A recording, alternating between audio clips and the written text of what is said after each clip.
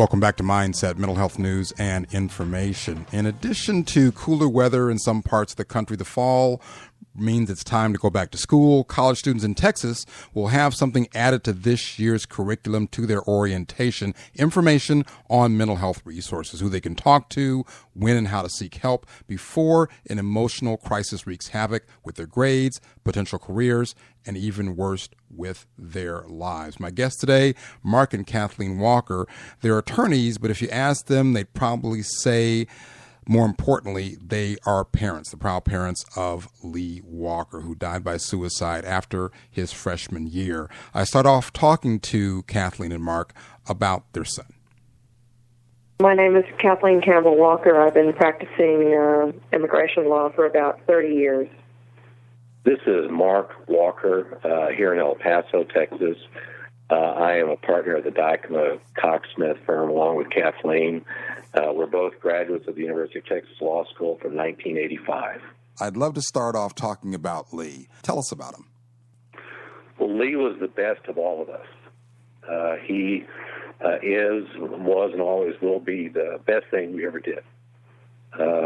Lee is a young man who, sorry, I was breaking up a little bit, but which I think you'll understand. Lee is always just a wonderful, kind, loving, generous of his soul and of his time.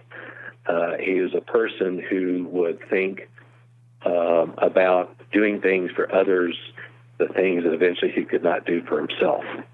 Lee was had interesting views of himself. Very, very bright young man. He was throughout. He attended a very great private school through the 8th grade, and was the only person to have ever been at the very top of his class for the 6th, 7th, and 8th grades. He also was the only person who, along with that, won an annual best outdoor student award. This particular school had an outdoor education program, which we realized in the 3rd grade was part of the curriculum. It was just a really phenomenal program that took the children through progressive stages of becoming engaged in the outdoors. And the coach who eventually spoke at Lee's services had selected Lee 6th, 7th, and 8th grades as the most outstanding member of that group, because of the fact that he was the one you knew that you could always count on, which I think was true for all of our experiences. We knew that if there was anybody you could ever count on to do almost anything, whether it was the joint project at school or helping me put out an accidental fire behind the house, or doing a variety of things, he was the guy you knew you could count on. And he loved his mother very much. He loved his grandmother very much, his dogs. And though he was not prone to be extremely social, and the friends he had, he cared about a lot. Yeah, Lee was in his yearbook for his senior year at high school, at Coronado High School. He was named most likely to be president, and he was also the one who was elected to student council. He was in the National Honor Society and had a role there. So he was very witty. He wasn't a recluse, but he was very, very principled. He was very honorable and felt very strongly about being honorable. He enjoyed reading about Roman history and about military history, and he enjoyed, reading about knights and honorable people that went on adventures. He enjoyed Tolkien and Lord of the Rings and all of these sorts of things that, to me, leadership was very important to him, and he was a leader, and people followed. He did not denigrate others. He did not swear. He did not drink. I think that he held himself to an incredibly high standard, and maybe that was part of the torture in his soul. And I want to add this. Lee really defined himself as an outdoorsman. In the comments that he chose for his yearbook, there were quotes from John Muir. And Lee, I took him all over the place. We went fishing the last couple of years. We went on a couple of hunts, an elk hunt and out at a sheep hunt. But he really seemed to come alive most when he was, outdoors, when he was trying to be self-sufficient in particular. And loved his experience volunteering for an organization called the Student Conservation Association, which is teams up with the Parks and Wildlife, the National Forest Service, and puts together teams of youth, usually in the later high school years, along with some young adults who've already been through it, and send them off to parks across the nation to do trail preparation, trail repairs, camp repairs, and things like that. And if you look at our information on Lee, on his obituary and all, you'll see photos of him in the mountains in Alaska wearing a blue T-shirt, where he seems at joy and at peace with the world. He loved that. He really had a sense of adventure and saw himself pursuing adventures in the outdoors. Well, and he also enjoyed volunteering. I mean, that was at the Kenai Fjord Peninsula where he did his volunteer work for, I think it was about a month. He basically lived out of a tent with a group of students trying to repair trails. He loved it. We thought that experience would be really good for him. He had done another stint, a shorter one in Texas the year before at Sam Houston Park. He loved that sort of thing. So to be such a giving person and enjoy nature so much and had enrichment from that,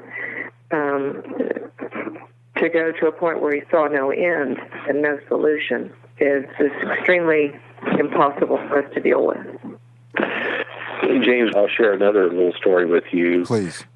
There was at UT in Austin, Lee was enrolled in an honors program called Plan 2, which is kind of an interesting name, but it's a very high-quality, interdisciplinary liberal arts honors program that usually pairs with other disciplines. And he was also an honor student in the Jackson School of Geosciences. In the Plan 2 class, there is a professor who is 6 feet 9 inches tall, I think 73 years old, who's also named Lee Walker.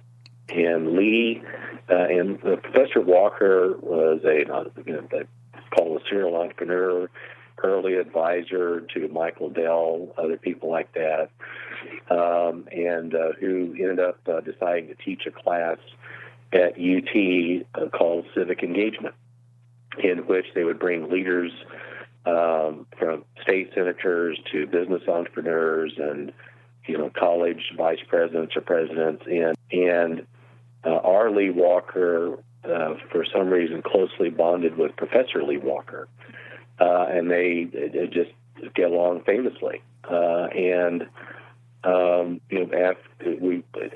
few days after losing our Lee, we had a phone call at the house from Professor Lee Walker, and when the address on the phone showed Lee Walker, my heart nearly stopped. I can imagine. I can only imagine.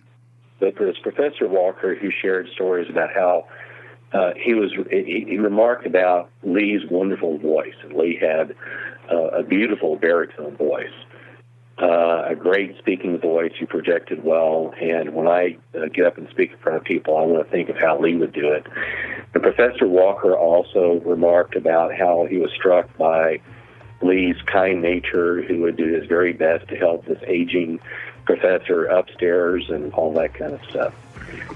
So this is these are the anecdotes that this is our Lee. After the break, Kathleen and Mark Walker talk about their experience of loss and a message to parents. We're back in just a moment.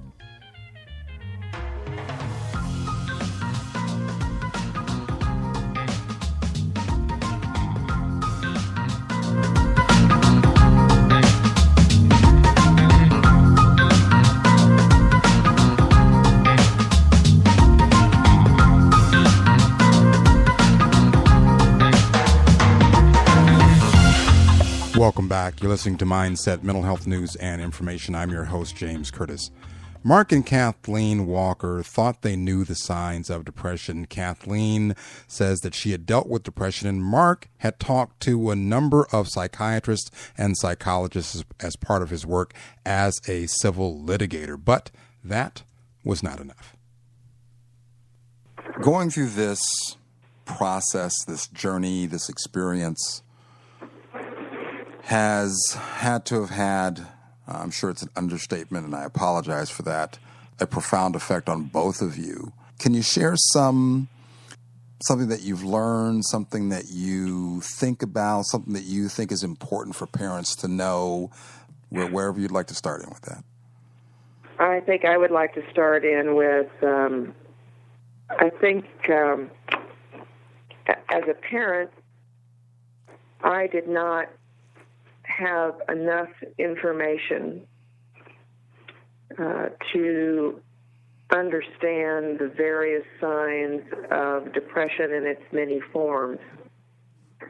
And speaking as one who has dealt with depression my entire life, I failed.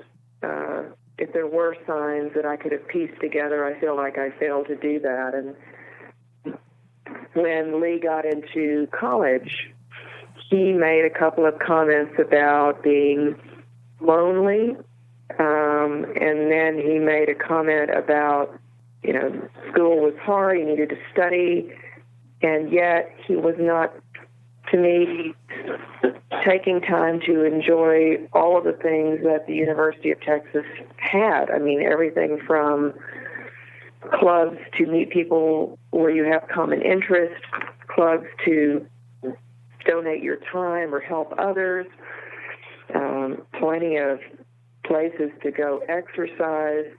What I think I just speculate happens because you don't have access to a lot of data when your young adult goes into the university. And I understand the issue of privacy. At the same time, for those who may be experiencing depression and not really know what's going on, I think there's a balance that needs to be better addressed concerning access to information about that young adult. I didn't realize that the brain was so unformed in the young adults going to college. And I feel that having that information in hindsight, as well as better information about signs and who to go to for assistance, perhaps would have been helpful.